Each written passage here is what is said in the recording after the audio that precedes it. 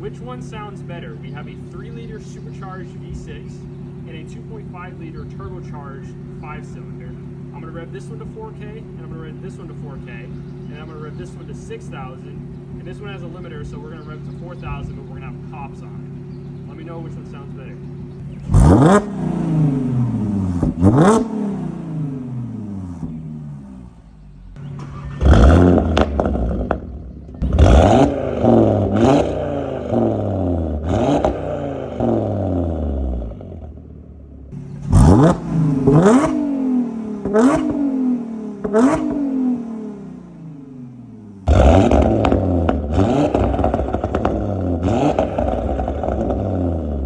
Let me know which one you guys think sounds better in the comments below.